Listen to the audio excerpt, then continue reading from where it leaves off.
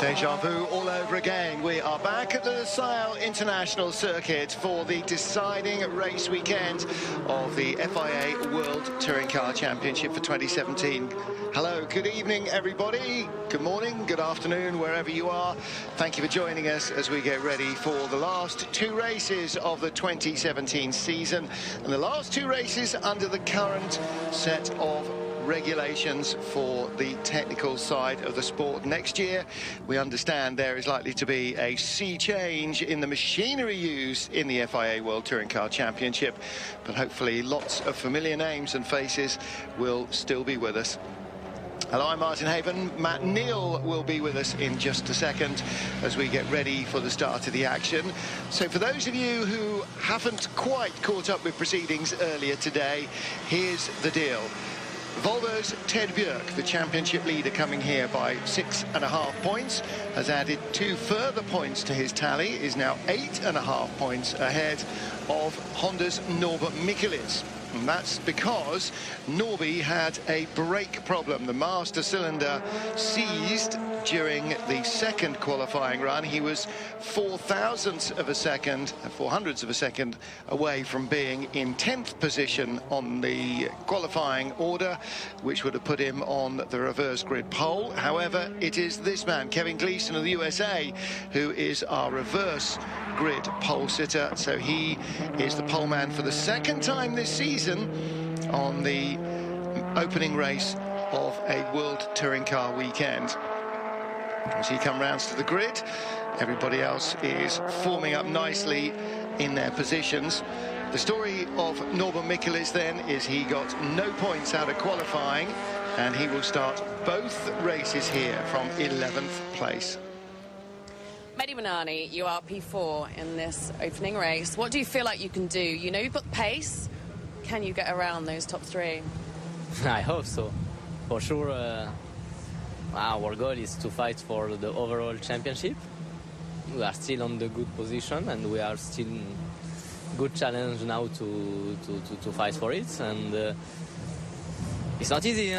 It's very tricky. It's going to be very tough races, both races. And until the last race of the race 2, we're going to not know who is the world champion.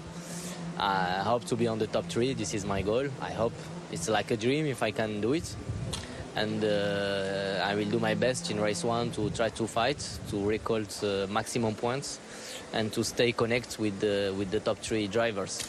But it's going not to be easy. I think now the strongest driver will be more on the mental side than the physical side, on the quickest one of drivability.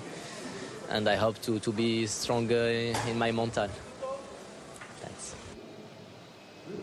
Mehdi Banani currently lying 3rd in the points, 216 points to the leader's 257, so potentially in with a chance, but his main focus is going to be the World Touring Car Trophy for the independents. He is half a point behind Tom Chilton, and Rob Huff is right in there as well. Here with Rob Huff, P3 and P8. Now, you said in the press conference that you weren't specifically fighting for the championship per se, but lots of people around you are. What is your strategy? What do you think you can do? I'm here to win, simply. Ultimately, if we can, move forward, get on the podium, get a win, that's the way we want to finish the season. We obviously had a fantastic Macau, and we're here to do the best we can. We're not here to do anything else other than our own job and care about ourselves. So what will be in the race will be. It's for them to look after themselves or fight themselves, choose whatever they want to do. And, they're the ones with things to win and lose. We're just here to simply, do our best and finish the season on a high. So there will be no favouritism, definitely, from Rob. Former teammates, former rivals, I suppose, pretty much, going for the title as well as current rivals, and he is really just going to play his own game. But everybody will be aware very much that, particularly for the main World Touring Car Champion title, there are two drivers in it. Now, our opening race grid, Kevin Gleeson and John Philippi are the front row, ahead of Chris Richard. Now, he's back in the Campos Racing Chevrolet because Esteban Guerreri is back at Honda because Thiago Monteiro, though he's here, is not fit. Then Mehdi Banani and Tom Chilton vying for the independent trophy, and Ivan Muller, yes, in a Volvo. You missed that, didn't you? He's in instead of Nestor Girolami to support Ted Bjerg. Rog Huff starts 8th, Nicky Kasberg 9th, and Esteban Guerreri 10th. Guerreri will be the main race pole sitter. Teammate Norbert Michelis, master cylinder failure in Q2 means he'll start 11th for both races. Michigami 13th for both races. Jan Elachet had a wretched time in qualifying after being hit in free practice, and he will start in 14th with the Sengo Motorsport Hondas 15th and 16th on the grid. So 11th on the grid, but Norbert Michelis can take some solace in the fact that his car is the quickest thing out there.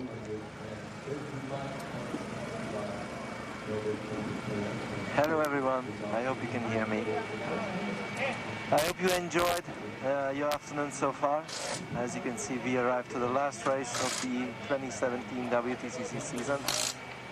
And yeah, it's been an exciting season with a lot of up and downs. Unfortunately, qualifying did not really go well for me.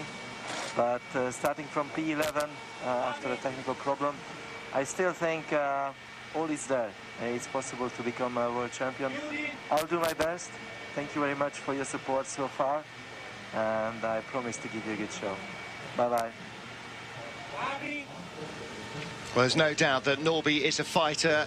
The Honda is very quick around here, quicker than the Volvos, and that's borne out by the fact that he is comfortably topped every timing session until qualifying, and that Esteban Guerreri was a long way clear in racing terms in the Q3 pole shootout. But Ted Bjerg has two better positions on the grid and a points lead and two strong teammates around him to help back him up. We're live from Qatar, and it feels great to stand in this race. You know, it's so much feelings. It's the end of the season. I'm so proud to be here with all my team and all the effort that's been put into this, and it just feels great. And I would like to say hello to everybody at home and my family. I love you, my daughter, my wife, and my little boy, and yeah, it's so great to be here. Well, either driver would be a fitting champion, and of course that's not just the driver's title being fought, also the manufacturer's title is being fought out between Volvo, who had a 12.5 points lead and now have a 16.5 points lead, and Honda. And Honda, of course, not only was Norbert individually hampered by that brake problem in qualifying, but because they couldn't change the master cylinder before Mach 3, so was the Honda team. So they lost a further 4 points. Had they been able to use their cars at full pace, it's entirely possible they might have beaten Volvo, and we'd be looking at an 8.5 point gap rather than a 16.5 point gap. So that was a big swing. Tom Coronel's Royal Motorsport boys, he lines up in at 12th place on the grid, and with a potential change of regulations to the TCR rules next year, will Royal be back? They might be. Will Tom be back? Well, he's raced TCR cars, as a number of the drivers have on the grid, so he's already got some experience of that, and what it could do is throw open a whole load of possibilities in terms of potential new arrivals and returnees to the championship.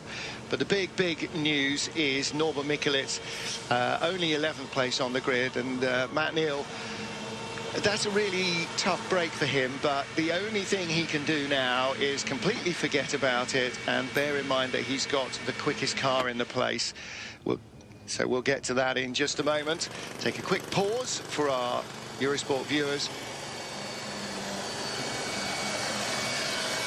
Best of the Chevrolets after qualifying. Chris Richard, 3rd place on the grid. And on the front row for the opening race here in Qatar is Frenchman John Philippi in his Citroën C-Élysée. And he is on the outside of the front row. Kevin Gleeson in his Lada Vesta is the man who'll start from the DHL pole position. So looking further back down the grid and all the way up to the front. Kevin Gleeson, for the second time this season, starting from pole position. He told us after qualifying that they'd made some changes after free practice, some of which worked, some of which didn't. So he was hoping that they'd go back and undo the ones that didn't. Now, quite often that sort of undoes the ones that do as well, though, because all these things are interconnected. So often, Matt, you'll make a change that's better in one area, worse in another, and then you have to decide whether you liked the way that it wasn't doing something before and the way over the way it's not doing something now, and sort of sort out the balance. That's where the experienced drivers score well, because it's always about a compromise. The car is never going to be perfect, so it's trying to make it better in more corners than it's worse, and it's also trying to make the car in the points of the circuit where you can attack, and so you can get a good run on other cars. And if you're going to make it weak, then also looking after your tyres. It's a massive jigsaw puzzle which you have to play with and sort of work out, and that's why experience does count for a lot in these things. With the drivers and with the engineers, and if you get an experienced driver and an experienced engineer who can decipher driver chatter and actually turn it into something meaningful and technical, then you've really got a partnership on your hands. Yes, a lot of the younger drivers sometimes tune a car to be nice to drive rather than fast, and often a fast car is not pleasant to drive. There is a big difference. Kevin Gleeson, John Philippi, your front row starters. Gleeson on the right as we see it, drivers left. Chris Richard and Mehdi Banani. And then Tom Chilton and Ivan Muller on row 3 of the grid. Further back, Ted Björk starts 7th, Rob Huff 8th. Huffy saying he's determined to try and win a race. That might possibly be the second one, although I think he's got a better chance in the first race. 11th on the grid for both races is Norbert Mikulits, 13th Ria Michigami, 14th Yannier Haché. Zenga Motorsport duo are on the 8th row of the grid for both of the encounters here in Qatar. So the final night of racing in the championship is about to get underway. The green flag lap. No need for a safety car start here. There is a bit of a brisk breeze, but it is still very warm. Track temperature is very decent, although not particularly scorchio. However, because of the sandy nature of the surroundings, it is a low grip surface and the tyres will wear fast. So for those further back, Matt, if they've got a speed advantage, they need to capitalise on it really, really quickly, and expect to see Guerreri and Mikulits trying to fire their way through this pack as fast as they humanly can. They start 10th and 11th.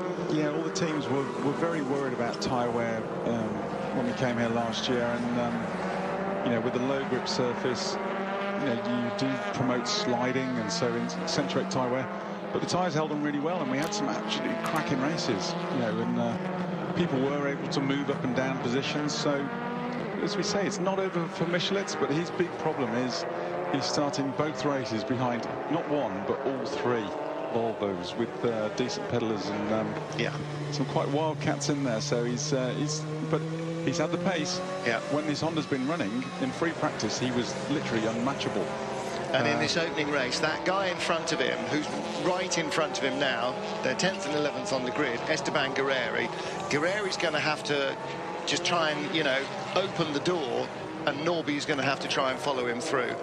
You saw Thiago Montero there in the garage, back with the team. Unfortunately, not quite fit enough to race yet. And they've got nothing to lose, Martin. They can literally just throw caution to wind if they go and they damage the car. They've lost nothing. Except that Guerreri starts on pole position for the main race if the car's all in one piece, and there is still the manufacturer's crown to be thought about as well. And you can't throw all caution to the wind and just pin all your hopes on trying to get Norby to win it, when you might actually somehow be able to outmaneuver Volvo as well. Don't forget, the Honda is a quicker car around here. Yeah, but Guerreri can't do it on his own. No. But he needs, Norby needs to go with potential good scoring Volvos. He needs the other 2 Hondas to score well as well. So if they don't score, and Michigami really starting where he is and his pace earlier on this weekend, he looks unlikely to score strong points. Yep. So you've got to work as a pairing for Michelitz and Esteban. Yeah. Nevertheless, those 3 blue cars, and Rob Huff and the two other Sebastian Loeb Racing Citroens in front. I mean, none of them are going to be easy passes. There's not any long straights here, apart from the first pit straight, and that's not a big one either.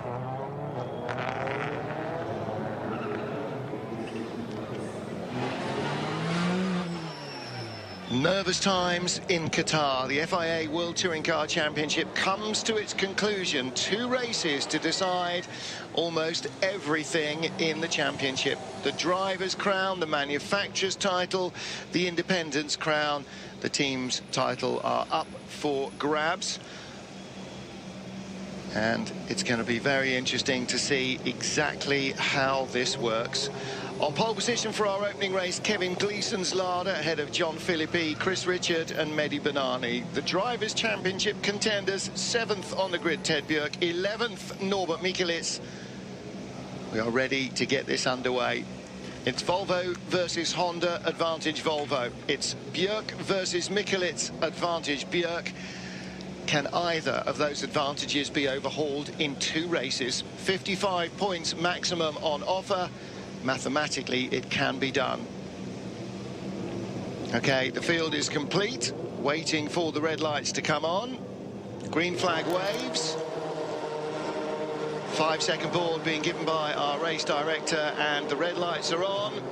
And a very short change, away we go. Looking a long way back, not a great start from Norbert Mikelitz, who is not too bad alongside Esteban Guerreri. In fact, he got away a little quicker. I was looking a row too far back. Kevin Gleeson with the lead. Benani's already by Philippi, and Chilton is coming around the outside too, so they've disposed of Chris Richard, who's sort of been swamped by the blue train as well. The blue meanies all going by on the inside as Ivan Muller drifts out wide to give a little room to Nicky Katzberg, and also just to ease Chris Richard out of the way. Rob Huff's gone through as well. So Kevin Gleeson, the leader, 10 laps of this circuit. He's got to hold off 3 Citroens, then 3 Volvos and another Citroen before we even get to the Hondas getting to him. So it's going to be a long, tough race for Chris Richard. Mehdi Benani in front of Tom Chilton there, the independent title rivals, and between them at the moment is John Philippi, and we're with Rob Huff, who's splitting the Volvos. So far, Norbert Mikelitz has moved up a couple of spots. He's inside Chris Richard. He goes through. So too does Esteban Guerreri. So a good, clean start from everybody. But Chris Richard has got his work cut out for him, hasn't he? Absolute textbook start from Gleeson there, and he's holding his own at the moment. But those Citroens behind him are going to be quicker. It's a bit of smoke in the background there, or dust. Yep, dust from the sand on the runoff areas. Bjorn's going to be driving around that middle pack like he's on his driving test. First challenge at his driving test, just trying to be careful and avoid everybody else around him. Norbert Mikelitz behind Nicky Katzberg. This is the first of the hard passes he's going to have to try and make. Getting by every one of these Volvos is going to be a massive battle for him, because neither Katzberg nor Ivan Muller will want to let the Honda by and to allow him get to Ted Björk. I said that it was Chris Richard. Of course, it's not. It's a massive job for Nick Gleeson to try and hang on, Kevin Gleeson to try and hang on in front.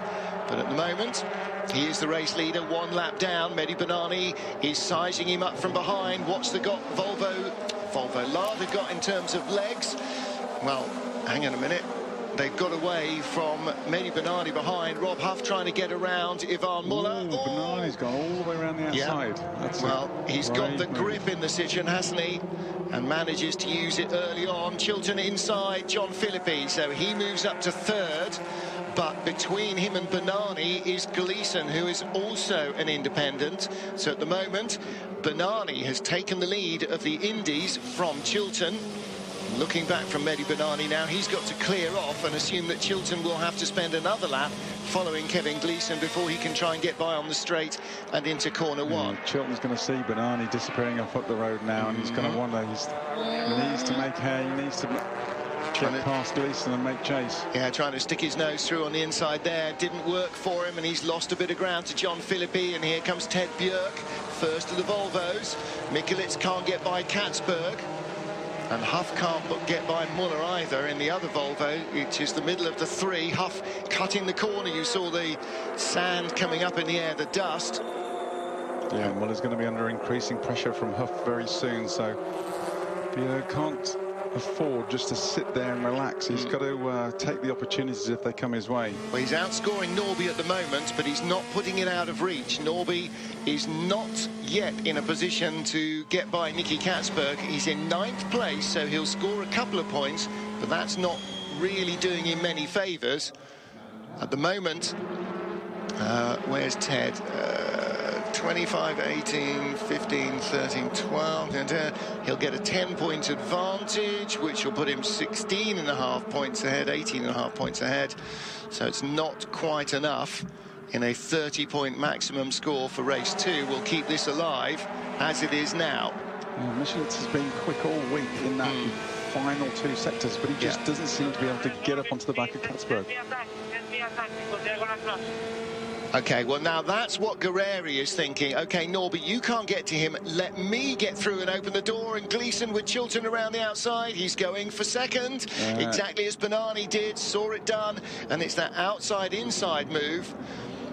Well, that was really interesting because Esteban Guerreri clearly is going, okay, Norby, you're stuck. You can't get by. Let me have a go. I can afford to really be adventurous and try and get by Catsburg. If he defends hard against me, it doesn't end the championship for you. And I think that's really good thinking by Guerreri. He's only a stand-in driver, don't forget. He doesn't want to queer his pitch with Honda by not finishing, but he sees the problem that but they've got to do it quick while the tyres are still fresh. The Honda's fast on when the tyres are good. They've got to do something, so haven't they? Need to make the call. If they're going to do it, they've got to call quick. Well, at the moment, Banani's escaping. Banani's running away from Chilton, but Chilton's going to run away as well from Kevin Gleeson. And Gleeson holding up John Philippi means it's very tough for Ted Bjerg to try and get by. Philippi has got to get by Gleeson before Bjerg to have a go, and I'm not sure that's going to happen. Well, it just shows how safe Bjerg's taking it, because, you know, for no disrespect, Kevin Gleeson and John Philippi just to still be sat there in front of him after near on 3 laps. Ooh, mistake by Philippi, but there's not very many places to pass him at. You know, you've got to hurl it up the inside, but there's no straight long enough to get a run on anybody apart from the front straight, and even then you have to gird your loins and go the long way around the outside. Are we seeing a change behind? Yeah, Norby's pulled over to the driver's right, and around the outside of him on the racing line goes Esteban Guerreri. So there's confirmation of that into the final corner where it was safe to do so. Norby releases the Argentine to try and then have a go, and actually Michelitz, who's been the fastest man all weekend, is not as quick as the Volvos now. Huffy trying to go around the outside. Yeah, Huff trying to go around the outside. Does it work? He's seen the others do it, but the Volvo, not such an easy touch. He's going to try and go inside Muller, and Ivan knows that's coming and shuts the door. Ivan knows the Citroen, he knows Huffy. Yeah, and he knows where the attacks are likely to come here because he's got a good racing brain. Catsburg now under pressure from Guerreri, so immediately within 2 corners of releasing Guerreri from behind himself, Norby sees that Catsburg is coming under attack, and you know, all that's going to do, if Guerreri can't open the door and get by very quickly, is it's just going to drop them off the back of the Volvos even further, and then that's going to be pretty tough. Mehdi Banani leading the race from Tom Chilton by 1.6 seconds. Chilton was quicker on the last lap by 0.07 of a second, so very little between the 2 Citroens. And the pace is extremely slow from 3rd place backwards. Yeah, they're down in the 204s. So you can see why they're concertining up the ones which look really irritable, like they want to get break free, are Huffy and Guerreri. Yeah, Michelitz has barely got the pace to hold off Tom Coronel, and Coronel was only 12th in qualifying by the skin of his teeth. I mean, Norby was 2 seconds quicker than that before he had that brake problem. Now why is there no speed in the car now? They've had hours to fix the brakes, and yet Norby, comfortably the fastest man, the only man who's ever lapped this circuit in less than 2 minutes, is now stuck doing 2 minute 4 laps. and dropping away from his teammate. So what's happened to Norby's car as well as that brake issue, or is that brake issue not fixed? The one thing, though, Martin, is having another go at Muller. Yeah. Do you want me to stay behind Poppy? He's trying hard. Doing a good job there, Nicky. If you can pass, do so.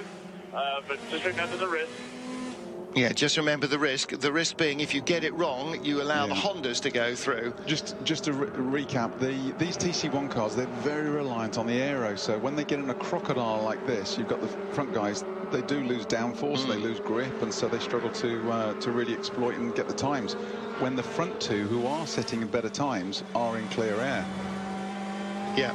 So they're stuck behind Gleeson and Philippi in third and fourth. And they're all governed by the speed of the car in front, which is governed by the speed of the car in front. So when the... And you've got Bjork not wanting to take any risks. Well, I was thinking that, you know, driving in, you're always, when you're on a motorway, you're governed by the speed it's of a matter the of time, second... I think, before Guerreri's going to have a go at Katzberg. Yeah, you're governed by the speed of the second slowest vehicle, aren't you? Because he always pulls out and blocks the road to pass the slowest vehicle, and so everybody has to slow down to that speed. And that's the same deal here, is that everybody's held up by Philippi not being able to get by Gleeson. So Gleeson's doing 2-minute 4 laps, which means everybody's doing 2-minute 4 laps. Yeah, Bjork's playing a very canny, very sensible game. It's He's all tactical. fallen He's superbly winning it the slowest for him. way he can. It's superb, isn't it? You know, because the guys out front that want to win the race have gone. He's got 2 teammates behind holding up Huff, and that's slowing all of them it's down. Not what we want to see. No, I know, but for Björk, it's made in the shade. What we need is Guerreri to get on the inside of Katzberg and then open the door for Michelitz and the pair of them to go through. At the moment, Gleeson in third, Philippi in fourth, and Björk actually, just in the last couple of corners, shaping up as though he might be thinking about having a go at John Philippi. Has somebody got on the radio with the calculator out and said, if you finish third, you're going to be champion before the last race? I know everybody will be doing the counting. Look at Björk, he's tucked up right behind John Philippi, and there's a gap back to the Muller-Huff-Katzberg trio. And that means that if he has a little run at John Philippi and it doesn't work, it doesn't matter, he won't lose places. Lots of... Yeah, Jean Philippi is renowned. He does make mistakes. So Bjork, all he's got to do is sit there. It's a matter of time, I would have thought. But both Gleeson and Philippi, I think they're on for pretty much their best results ever. At the moment, they definitely are. The battle between Mehdi Banani and Tom Chilton is pretty much stalemate. Tom's taken a tenth, nearly 2 tenths out of him actually in the last lap. So gap's down to 1.1 seconds. But that's a long way from Chilton being able to catch him and pass him. We're on lap 6 of 10. So there's the gap. It's visually half what it was, and that's encouragement for Chilton because his car was quicker in qualifying and is still quicker. But as soon as he gets within half a second of Mehdi Banani, then he's going to lose that clean air and he will lose that speed advantage. So he's going to have to catch him fast. Interesting, Huff's dropped off the back of Muller now, so he's gone from real racy. Whether he's sort of took the best out of his tyres and he's now sort of starting to feel it a bit, but running nose to tail, you will do that. Well, of course, that's what Ivan's been doing, holding him up, making him work his tyres more, making him work his brakes more, making him breathe in the hot air from the back of the Volvo, the turbulent air from the back of the Volvo, and so now he's been able to leave Rob behind and jump back up right onto the tail of Ted Björk, and that means that he's better placed to protect Björk because he can always do the same again, fall back and open up a gap to his teammate. No progress whatsoever for Norbert Michelitz, 10th place, teammate Esteban Guerreri in 9th, and you sense that the only advantage now is going to be at the line at the end of lap 10. Then Guerreri will pull to one side and give Norby the place back, and Norby will get another point, because at the moment, for some reason, the Hondas that were comfortably the quickest thing in qualifying can't match the Volvos in race pace. Volvos, I mean, Chilton's closing Banani down now. Yep. 6 tenths quicker on that last lap. That gap's down to 6 tenths from nearly 1.2. So he's right there, but he has to pass now, otherwise he's going to be in the Huff situation where he's just burning up what little tyre he's got left. And Banani Well, Bernani made a mistake, which we haven't quite copped on. Tom was a couple of tenths quicker on the previous lap, so maybe he has made a little error. Bernani's going to be looking in his mirrors now, though. There's the Bernani garage. They're both, of course, run by Sebastian Loeb Racing.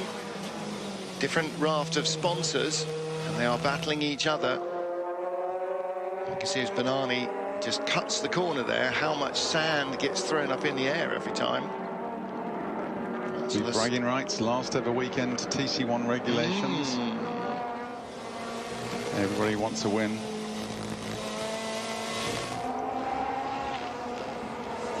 Bernani playing a little bit fast and loose with the tyre stacks out there. As of now, Bernani 2.5 points in front with 1 race to go. And in the main race, Chilton will start in front of Bernani with a fractionally better point score on offer. So basically, if he finishes in front of Bernani where they start, which is Tom in 6th and Bernani in 7th, that's not enough. I think he needs another independent between them. Oh, here we go. Flash on the headlights. And who's that crawling, dawdling and mimsing along in front? Who was that? Was that... Am I imagining things? Was that just because Chilton was out of shot and Bernani was on his own? Here we go. Trying to get down the outside. Holding to the outside line. And there's a great onboard view. Chilton now at the inside. Bernani contact between them. Oh, and Chilton's still there. Oh, more contact between them. Bernani's still there. Oh, this is good stuff now. He's out, you know, track limits, blah, blah, blah, contact, blah, blah, blah. Let's let them race. This is really good stuff. We get nothing from our main championship contenders. So the irony is our 2 independents are putting on a great race at the front. And that's Tom Chilton's family garage. They can't watch either. Dad Graham can't look.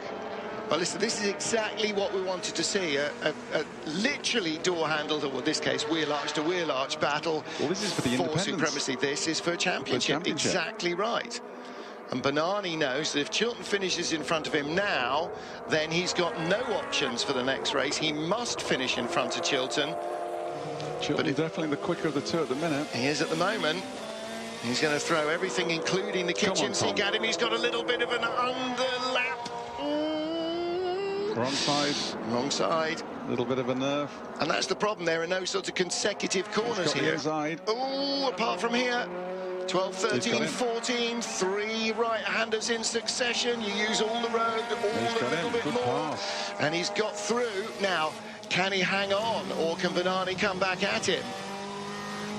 Chilton has been quicker than Bernani in qualifying and in free practice. This is going to be really, really close. And this is a championship battle that is just as vital to its participants as the main title battle.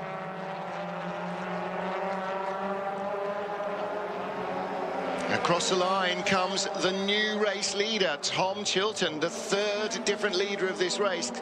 Kevin Gleeson led from pole position. Mehdi Bernani passed him in the early part of lap 2. And here comes Huff having a throw around the inside, outside of Muller. And again, Ivan just plays it straight down the middle of the bat and is not put off whatsoever by Rob, leaping around in his mirrors. Muller's lost none of his composure, has he? No, not at all. It's what all the grey hair's from, fighting off young whippersnappers.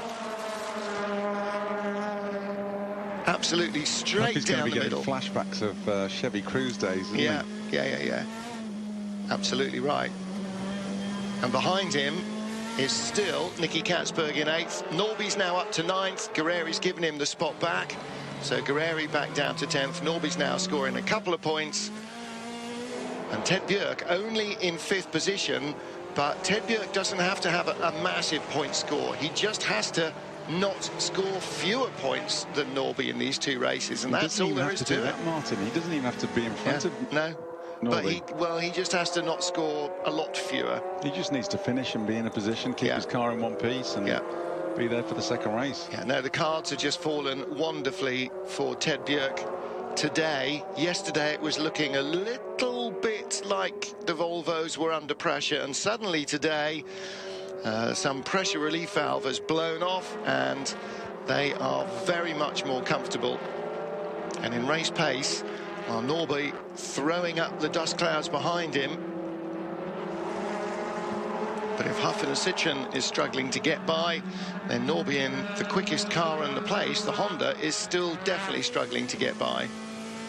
Ivan Muller and Rob Huff now lapping in the 2-minute 5s. Norby 2:04 catching them, but he's not going to get by. Oh, Chilton's checking out now. He's definitely got the car speed. Half a second clear of Bernardi. That's all he needs. Just needs one lap to go for Gleeson and Philippi, the best ever results. Yeah. Gleeson will be on the podium in 3rd place. John Philippi in 4th.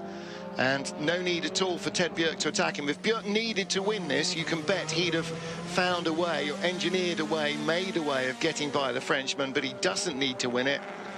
So there's no need to lay it on the line there and risk a 0-point score. And Rob Huff, 7th place, still can't get by Ivan Muller. Yeah, it's off. He's having just he's had a frustrating one, hasn't he? He Story was of his season, to start with, and he's just settled down. Now he's almost falling back into the clutches of Katzberg. It is the story of his season. Lots of potential and not much luck coming his way. Now then, interesting on the final lap is Norbert Mikulits going to have a lunge at Nicky Katzberg. He's very close indeed. Is the Honda suddenly coming into it 9 laps too late? Or is he just really pushing hard because it's all he's got left? I'd say it's almost the others going backwards. Yeah, Martin, he's well, he's still only doing 2-minute 4 last time round, 2-minute 4.9. He did a 1:59 yesterday. All right, only just sub 2 minutes, but still 4 seconds quicker than he can do now.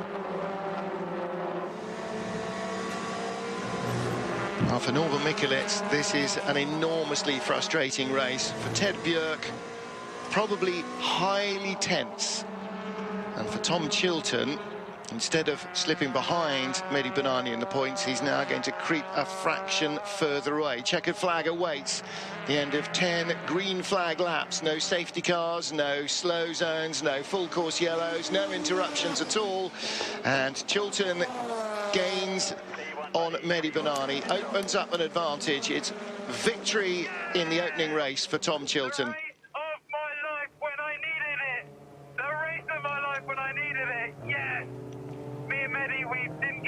An inch, but we respected each other as teammates, and it was the most exciting race for us. Oh, I'm so happy. Oh, it's amazing. Right, focus, 1 race left to go. That's a very valid point. Yeah, okay. But we liked it too, Tom, as well. But Matt, that is the dichotomy of being a racing driver. Yeah, I've won. Right, now, how am I going to win the next one? I mean, it's that far. I mean, here it's that fast because there is a second race, but, you know, the next morning you wake up, no matter how momentous your victory is, and your paranoia is, how am I going to win the next one? Well, even if you win a championship, Martin, the next morning you wake up and you go, well, okay, we've got next year. Yep. So it's, you never stop until the time you finish. And apparently then you don't stop, Ivan.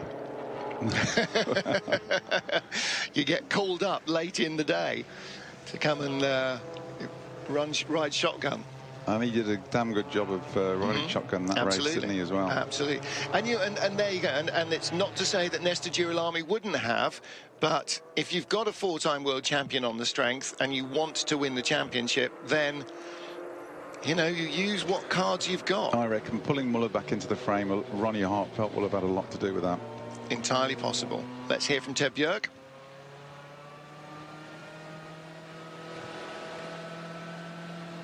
He's in touching distance, isn't he? He's got his fingernails. Thank you to the man behind me. Fantastic. He's a great guy. Nestor is one of the great guys. So I am just so good teammates. I feel very happy to get those them. And it's together, okay? One more. One more, indeed. You can tell he's getting nervous. He's got his fingernails on the trophy. Kevin Gleeson, 3rd position. Well, with, you've got to say, being surrounded by Citroëns, realistically, that's probably as much as he might have hoped for, was to get on the podium. With Chilton and Bernani behind, going at it hammer and tongs, then you would expect that they would be quicker and would get by you. Maybe not easily, and they certainly didn't get by him easily. They really had to work for it. He didn't, you know, let them by. They had to work hard and get round the outside, but the Citroen has got such great traction. That was its hallmark right from day one, and still is. In all fairness to Gleeson and Philippi, they didn't make a mistake. Nope. If they'd have made a mistake, you know, the others have been through, and yep, exactly so. So Tom Chilton from 5th on the grid claims victory. Mehdi Bernani from 4th on the grid, 2nd place. And your opening race poleman, Kevin Gleeson, is in 3rd place, completing the podium. The critical point score, though, is Ted Björk in 5th and Norbert Mikulits in 9th. So that will put a lot more open water between the championship leader and his only rival as we get into the final race. I'm not even going to think about doing mental arithmetic, and I'm not going to get a calculator out, so we'll wait for the graphics to tell us what the points differences are.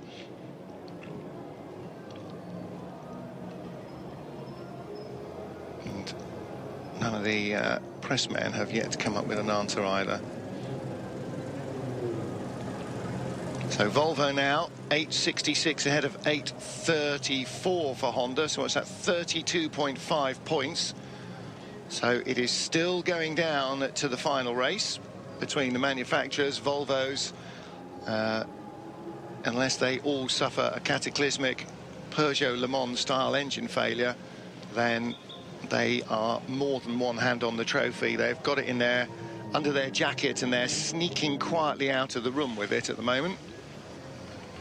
And as for Norby, well, he and Ted Björk, the battle is still on. But in the final countdown, I think that Björk must be feeling a lot more relaxed than he might have been when he went to bed last night. Very pleased. Tom Chilton will be climbing out of his Citroen Elise in a couple of seconds. It was a good, close battle between him and Mehdi Bernani. It was a great battle for a few laps, wasn't it? Bit of door banging in both directions, and yeah, they both knew how important it was to try and stay in front. There's his dad, halfway there.